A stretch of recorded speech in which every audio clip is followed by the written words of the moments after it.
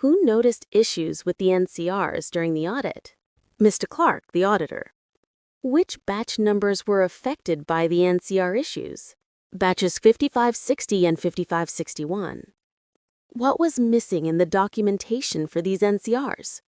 Corrective actions were not documented. What could happen if root causes are not properly investigated? The same out-of-spec issues could occur again. What analogy did Mr. Clark use to explain incomplete corrective action? It's like putting a Band-Aid on a broken bone. What methods will Sophia's team use to perform root cause analysis? The 5 whys and Ishikawa diagrams. What does closing NCRs ensure besides compliance? That product quality doesn't slip through the cracks. When will Sophia's team review all open NCRs? Next week. What idiom did Mr. Clark use about preventing problems early? Nip it in the bud. What was the overall outcome of the meeting? Clear action items, focus on quality, and better understanding of ISO audit expectations. Why is it important to fully document corrective actions for NCRs? Because proper documentation ensures accountability, provides proof of resolution, and prevents repeated nonconformance.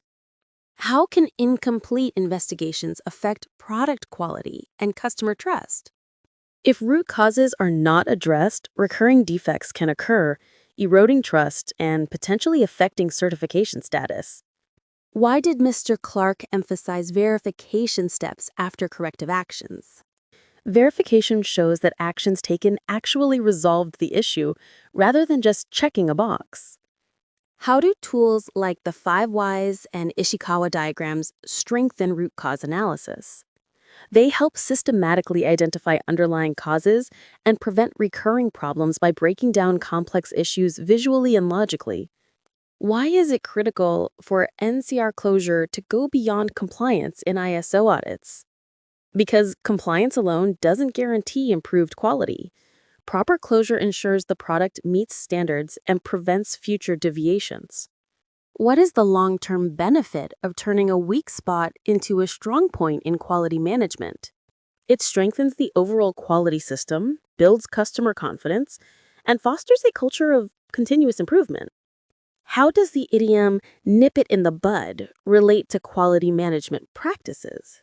It emphasizes identifying and solving problems early before they escalate, preventing bigger issues later. How can failing to close NCRs impact ISO certification? It could result in audit findings, non-compliance reports, or even risk the company's certification if repeated patterns are found.